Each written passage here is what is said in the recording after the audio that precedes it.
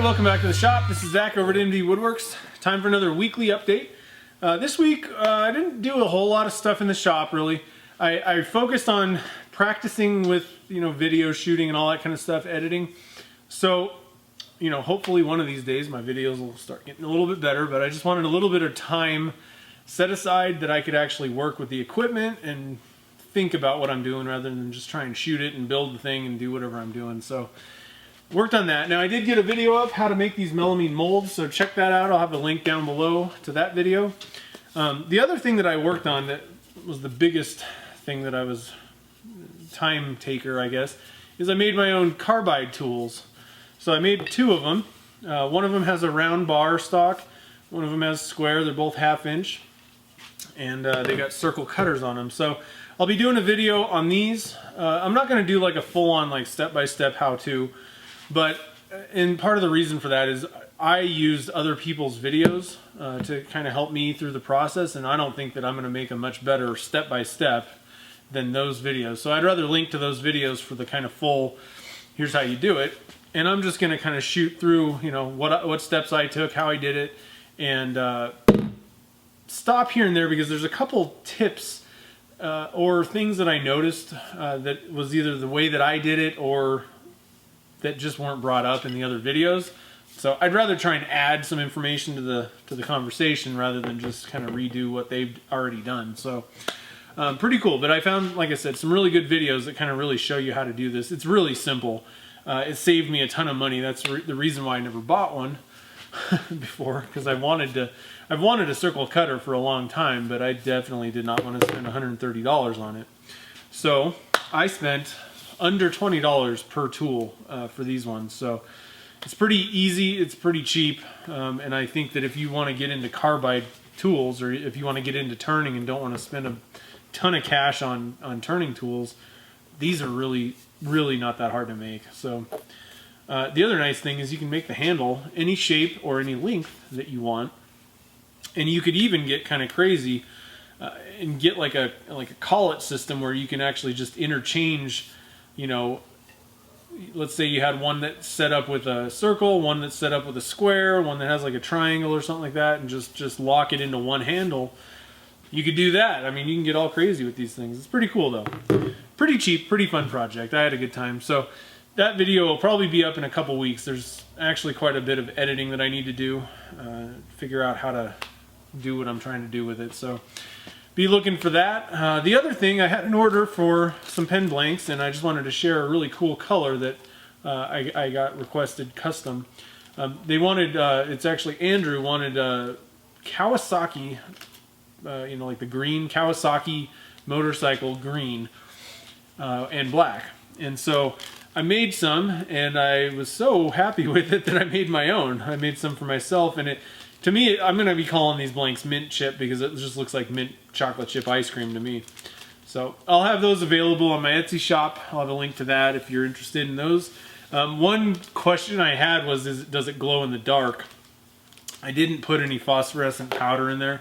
That would be something cool to do though in the future. So I'm happy with those blanks.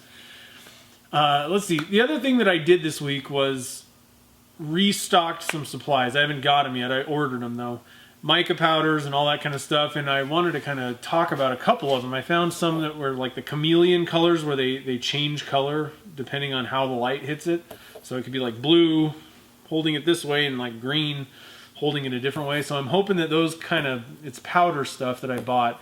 Hopefully those are kind of cool. I also got some that are like a heat color change thing. So with temperature, so you grab something and it heats the resin or the color up to over 72 degrees or I don't know, something like that, and it changes color from one to another. So I'll be kind of playing with those things.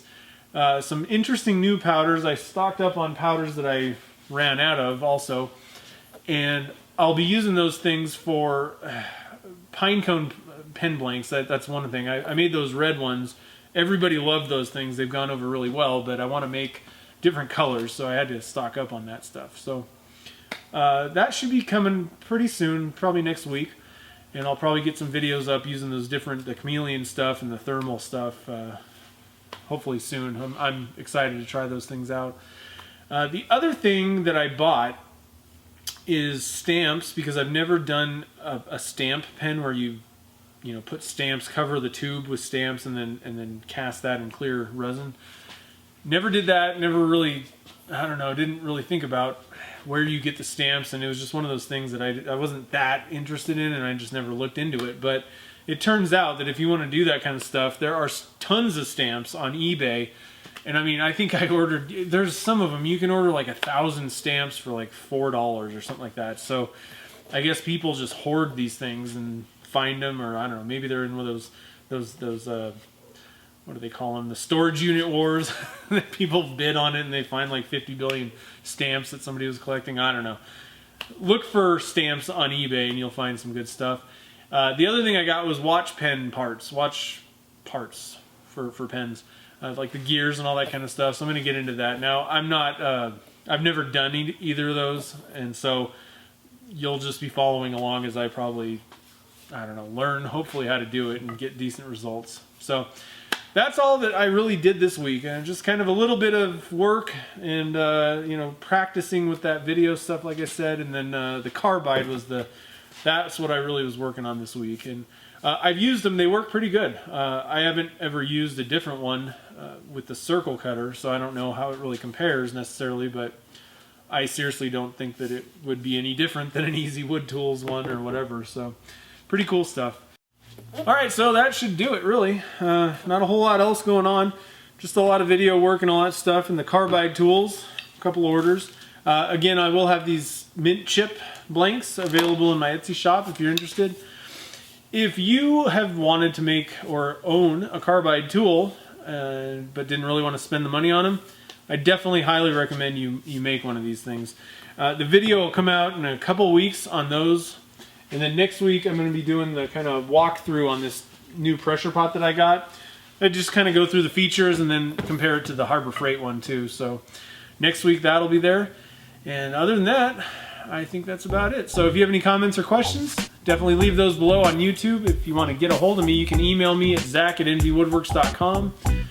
Yeah, so thank you again for watching, and I will see you in the next video.